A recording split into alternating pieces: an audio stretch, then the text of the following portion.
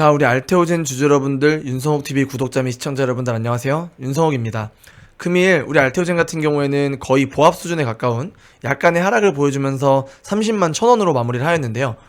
리가켄바이오나 다른 영상들을 찍는 그 이틀 동안 알테오젠이 굉장히 많은 일이 있었어요. 그거에 대해서 하나하나씩 여러분들께 좀 해석 도와드릴 거고, 앞으로 어떻게 될 건지, 또 앞으로의 우리 제약바이오 시장에 대해서 한 번 더 설명을 해드릴 건데요. 우선 가장 중요한 거는 어제죠. 12월 26일자로 이제 우리 대주주 양도세의 기준일이 끝이 났는데요. 그간 대주주 양도세 회피를 위한 개인들의 매도세가 굉장히 크게 나왔는데요. 투자자별 매매 동향도 한번 살펴보시면 20일부터 어마어마한 양의 개인들의 매도세가 나오면서 주가가 좀 하락을 했는데, 그 물량들을 보통 다 외인과 기관들이 집어삼켰습니다. 아무래도 여러분들도 다 아시겠지만 이전에도 한번 설명을 드렸다시피 이 주포들의 매물이 가장 많이 몰려있는 이 27만 5천원부터 30만원 선까지는 무조건 지키겠다라고 하는 의지가 보여졌었는데요. 그렇게 계속 해당 구간에서의 박스권을 보여주면서 대주주 양도세 회피를 위해서 개인들이 집어 던지는 물량까지도 이 27만 5천원에서 기가 막히게 저항을 받으면서 다시 외인과 기관의 수급으로 끌어올리는 모습을 보여줬는데요. 우선 기술적으로도 그래도 지난 이틀간의 상승이 그래도 이 21선 위에 안착하는 모습을 보여주면서 별다른 이슈 없이 자리를 지켜주는 모습을 보여줬는데요.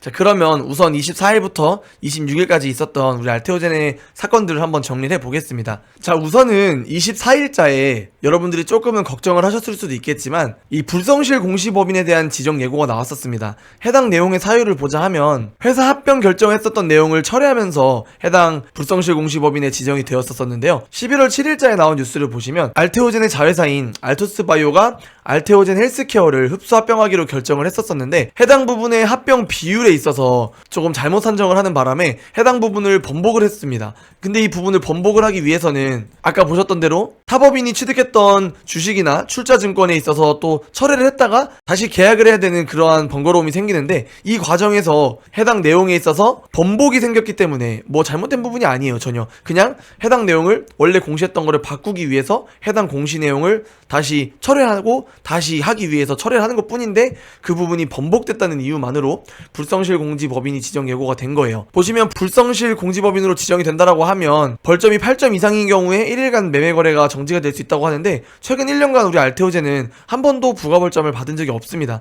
그렇기 때문에 이거는 간단하게 흘려도 되는 그런 뉴스고요. 또 하나가 바로 어제자로 임시주주총회가 열렸었는데, 해당 부분의 안을 한번 보시면 정관의 일부 변경의 건이라고 되어 있는데, 이 부분은 여러분들 다 아시겠지만 우리 알테오젠 같은 경우가 이제는 회사가 점점 커지면서 실제로 상업화가 되고 있는 상품들이 있기 때문에 공장 신설이 필요로 해진 상황이에요. 이러한 공장을 신설하는 데 있어서 두 부분으로 나뉘는데, 하나는 원료 공장이 있고 하나는 완제 의약품 공장이 있는데, 이 원료 공장 같은 경우에는 3천억 정도로 자금이 꽤 들어가는 그러한 부분이다 보니까 대형 기업과 함께 공동으로 운영을 한다고 하는 그러한 방향으로 가겠다는 내용이 있고, 또 완제 의약품에 대해서는 700억 정도 되는 규모인데 이거는 자체적으로 운영을 하겠다라고 하는 그러한 방향성을 가져가면서 공장을 신설을 하겠다라고 하는 목표를 내세웠었는데요. 그 부분에 있어서 이 해당 부분 투자를 받은 거에 있어서 원래는 의결권을 다 주는 걸로 했었습니다. 기존의 정관에서는 의결권을 다 주는 걸로 했었으나 이 변경한 정관의 내용에 보면은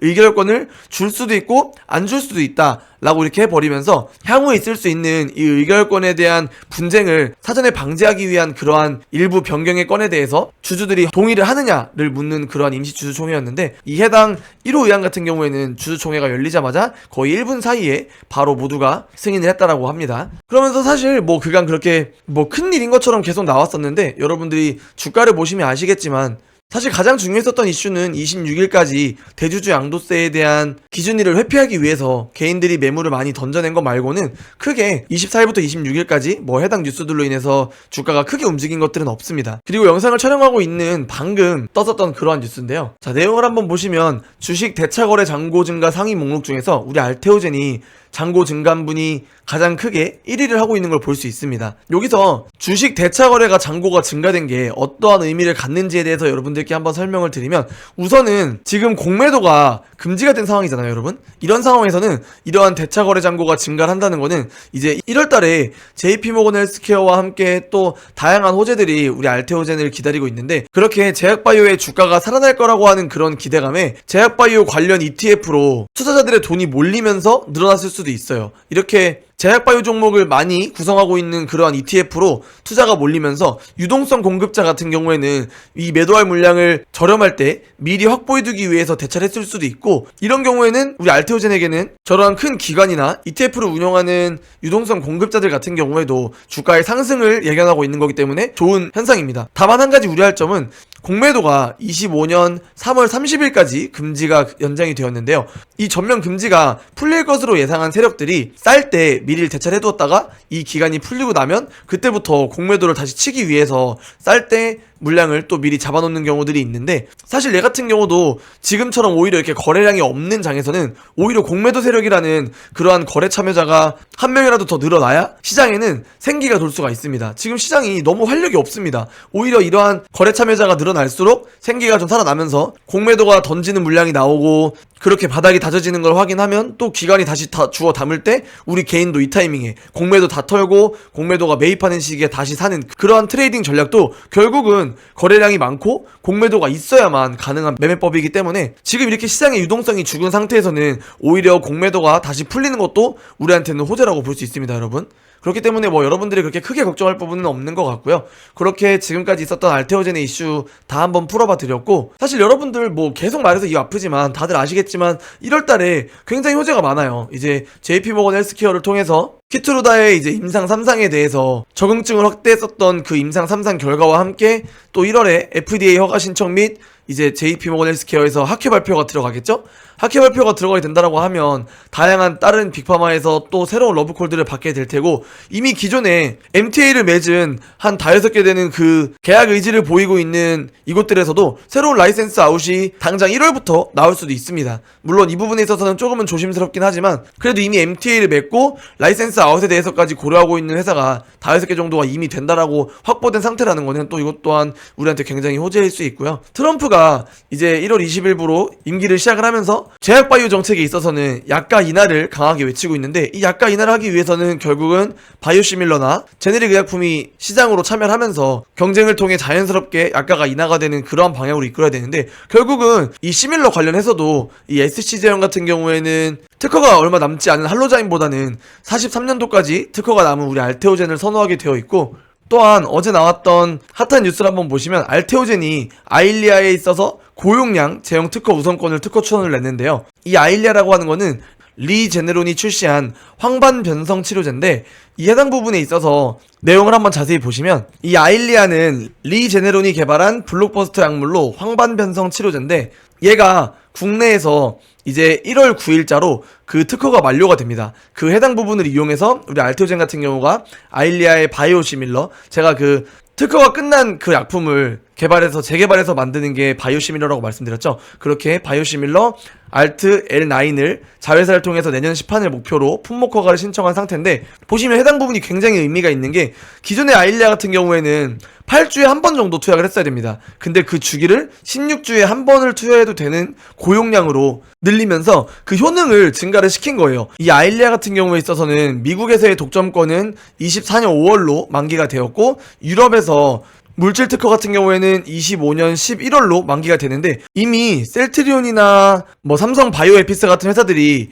해당 부분에 바이오시밀러를 만들어서 특허권 분쟁을 하고 있기는 한데, 우리 알테오젠 같은 경우 그 주기를 16주로 늘리면서 굉장히 의미 있는 그러한 바이오시밀러를 만든 상태에서 품목 허가를 냈기 때문에 가능성이 굉장히 높다고 볼 수 있습니다. 또한 해당 부분은 자회사인 알토스 바이오로직스, 아까 말씀드렸었던 합병을 준비하고 있었던 그 알토스 바이오로직스를 통해서 준비를 잘 하고 있고, 이 아일리아 같은 경우에도 22년 기준으로 1년에 12조 정도의 매출을 만들어내는 그러한 블록버스터 약물이기 때문에 해당 부분이 잘 해결된다라고 하면 바이오시밀러로서 그래도 주기를 16주로 늘렸기 때문에, 이게 황반변성 같은 경우에는 안구에다가 직접 투약을 하기 때문에 제품 특성상 투여 주기를 늘리는 게 굉장히 중요해요. 다른 회사들은 4주였던 거를 8주로 늘리는 데 다 했는데, 우리 알테오젠 같은 경우에는 그 주기를 16주로 올린 게 굉장히 의미가 있기 때문에 이 부분도 앞으로 굉장히 큰 호재로 작용될 수 있습니다.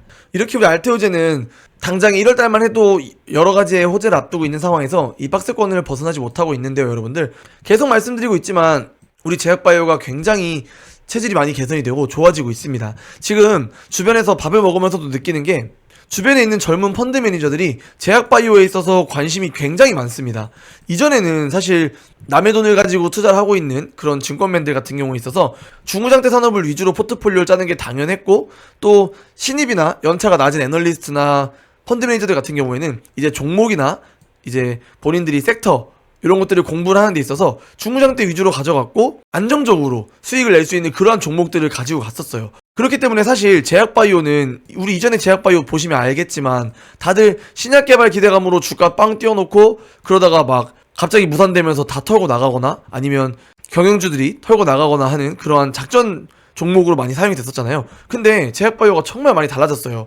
이 어린 펀드 매니저들이 그만큼 관심을 갖는다라고 하는 거는 사실 연차가 오래돼서 큰 돈을 굴리고 있는 그러한 펀드 매니저들 같은 경우에는 이미 중후장대 산업 위주로 아니면 혹은 그동안 본인이 투자했던 방식으로 투자의 세팅이 고정이 되어 있기 때문에 바꾸기가 쉽지 않아요. 그리고 그러한 자금들을 운용을 하면서 자기가 시간을 짬내가지고 제약바이오를 새롭게 공부한다? 쉽지 않습니다. 여러분들도 아시겠지만 제약바이오 공부하다 보면 지금 우리 알테오젠 같은 경우만 해도 IV 제형을 뭐 SC 제형으로 바꾸니 뭐 히알루로니다제 등등 이름부터 아니면 그 기전 혹은 해당 병, 타켓 단백질 등등 하나하나 공부하는 게 용어부터 너무 어려워요. 그렇기 때문에 공부하는 시간이 가장 많이 들어가는데, 이전에는 공격적인 성향의 투자자들이 한번 해먹기 위한 그러한 종목으로 치부되던 이 제약바이오가 이제는 작게는 수백억부터 많게는 수천억, 수조원을 다루는 그러한 펀드 매니저들도 관심을 갖고 본인의 포트를 안정적인 수익률을 만들기 위해서는 꼭 집어넣어야 하는 종목 중에 하나가 되면서 그들이 제약바이오 섹터에 관심을 갖고 계속 공부를 하게 됐어요. 여러분들 지금 이렇게 유튜브 많이 보시잖아요. 유튜브만 보더라 하더라도 여러분들 많이 아시는 그런 엄민용 연구원님이나 혹은 뭐 강하나 연구원님 이런 분들 나온 거 언제부터 나왔나 보세요. 불과 1, 2년 정도 전부터 이제 막 유행을 하기 시작했어요. 이전에는 제약바이오 전문가라고 할 사람들이 많이 없었어요. 그 종목을 가지고 내가 펀드를 만들거나 금융상품을 만들거나 내 고객들의 돈을 굴리는데 그 종목들을 이용하거나 하면 욕먹었어요. 근데 이제는 필수적으로 안정적인 수익률을 위해 본인 포트에 담아야 하는 그런 대장주들이 있습니다. 뭐 삼성바이오로직스라든지 유한양행, 알테오젠, 리가켄바이오, 뭐 SK바이오팜, 셀트리온 등등 진짜 제약바이오 체질이 너무 많이 개선이 됐고, 앞으로 지금 열심히 공부하고 있는 그 펀드 매니저들이 더 큰 자금을 운용하는 펀드 매니저들이 됐을 때 그들의 자금이 제약바이오로 계속 들어올 거예요. 당장 이 변화의 시작이 1, 2년밖에 안 됐습니다. 이 전문가들이 왜 유튜브에서 점점 관심을 받고 계속 영상이 나오겠어요. 또 새로운 전문가들도 계속 나오고 있죠. 그런 사람들이 나오는 이유가 그만큼 제약바이오에 관심이 쏠리고 있다는 겁니다. 이제는 기관이나 금융사들의 그런 큰 자금들도 제약바이오에 점점 더 많이 들어올 거예요. 그렇기 때문에 여러분들 이전에 잡주 취급을 받던 그런 제약바이오 투자하시다가 상처받았던 기억들은 이제 잊어버리시고요. 지금 제약바이오 하시는 분들은 진짜 평범하게 주식 공부해서는 못한다는 걸 많이 알고 있습니다. 그렇기 때문에 여러분들이 지금 이 알테오젠이라든지 리가켄바이오 이런 종목들 내가 개미임에도 불구하고 혼자서 열심히 공부해서 막 SC 제형 이렇더래 ADC가 뭐 이런 거래 이런 거 공부하면서 제약바이오 투자하고 있는 개미분들 굉장히 리스펙하고 정말 존경합니다. 그런 거 조금만 더 열심히 해서 여러분들 내가 종목에 대한 확신만 있으면 장투했을 때 정말 이 종목들이 여러분들을 절대 후회시키지 않을 거라는 거. 사실 알테오젠 같은 경우에도 우리 지금 시가총액이 16조 정도 되지만 여러분들 아시겠지만 키트루다 하나만으로도 지금 40조 50조 얘기하고 있잖아요. 근데 진짜 뭐 사노피부터 시작해서 에너투 등등 하나 둘씩 계속 성공해 나갔을 때 얘가 가지는 가치가 지금은 진짜 말도 안 될 거예요. 여러분들 진짜 삼성바이오로직스처럼 황제주에도 갈 수 있는 그러한 종목이기 때문에 제일 중요한 건 시간이다. 시간이기 때문에 여러분들 이렇게 자꾸 매크로적인 이슈들로 빠진다고 아니면 개별적인 이슈들도 악재로 반영될 수 있는 것들이 보여지면서 계속 투매가 나오고 하는 것들에 있어서 크게 흔들리지 마시고 여러분들의 기준 잘 가지고 가시면서 기관들처럼 오히려 이 박스권 내에서도 눌림이 나오면서 이 27만 5천 원을 계속 건드린다 했을 때는 여러분들도 과감하게 추가 매수를 하거나 비중을 늘리셔도 되는 그런 종목이에요. 다만 제약바이오 섹터 전체가 여러분들 포트의 100%가 되면 안 되겠죠? 그런 것들은 조금씩 조율을 하시면서 만약에 이 27만 5천 원을 깼을 때에는 여러분들이 바닥을 한 번 더 확인하는 시기가 필요하긴 한데 여러분 이런 거 한번 생각해 보셔야 돼요. 이거 굉장히 중요해요. 보통 많은 분들이 주가가 이렇게 흘러내리고 있을 때 이럴 때 자신 있게 계속 저가 매수를 하면서 비중을 늘리는 분들이 있어요. 근데 그러지 마시고 바닥 다 다지고 옆에서 다시 보여드릴게요. 예를 들면 주가 이렇게 가다가 하락을 한다. 이랬을 때 바닥 다 다지고 올라오는 거 이렇게 확인을 했을 때 여기서 물론 우리가 제일 바닥에서는 못 사겠죠. 근데 바닥 다지고 계속 올라오는 박스권을 그리거나 그러다가 갈 때 여기서 사도 여러분들이 지금 여기 바닥이겠지? 그 밑엔 지하가 있어. 여기 바닥이겠지? 하면서 여기서 잘못 샀던 것보다 여기서 사는 게 평단가가 훨씬 낮아요. 그렇기 때문에 여러분들 지금 내가 평단가가 너무 높다고 해서 이거는 제약바이오뿐만이 아니라 다른 종목 모든 종목에 다 포함이 되는 얘기입니다. 예를 들어서 여러분들이 2차전지 정말 고점에 물려가지고 지금 맘고생 하시면서 떨어질 때마다 계속 바닥이겠지 하시면서 사시는 것보다 바닥 다 다져지고 여러분들 이런 박스권 정도는 볼 줄 아시잖아요. 이렇게 박스 그린다 싶을 때 그때 바닥 확인하고 사도 여러분들이 지금 바닥이겠지 하고 사는 것보다 훨씬 더 낮게 살 수 있으니까 오히려 이때 3번 나눠서 살 거 바닥 확인되면 여기서 확실하게 크게 한 번 사가지고 평단가 확 낮추시는 게 여러분들한테 훨씬 더 도움 되실 거예요. 그래서 여러분들 투자하시는데 이런 점도 좀 참고하셨으면 좋겠고요. 우리 알테오젠 같은 경우에도 지금 계속 한 최근 이틀 사이에 여러 가지 이슈들이 있었지만 주가에서 큰 변화는 보여주지 않았지만 그래도 또 한 번 의미 있는 확인을 했다는 거는 주포들이 가지고 있는 물량이 가장 많은 이 27만 5천 원에서부터 이 32만 5천 원 사이까지 이 정도의 박스권을 그리고 있는데 우리 개인들이 대주주 양도세를 맞지 않기 위해서 던지는 물량들을 딱 진짜 27만 5천 원 터치하자마자 외인이나 기관들이 다 주워 담으면서 주가 방어하는 모습을 보여줬어요. 그렇기 때문에 여러분들도 이 구간을 개인적인 기준으로 삼으셨으면 굉장히 좋겠습니다.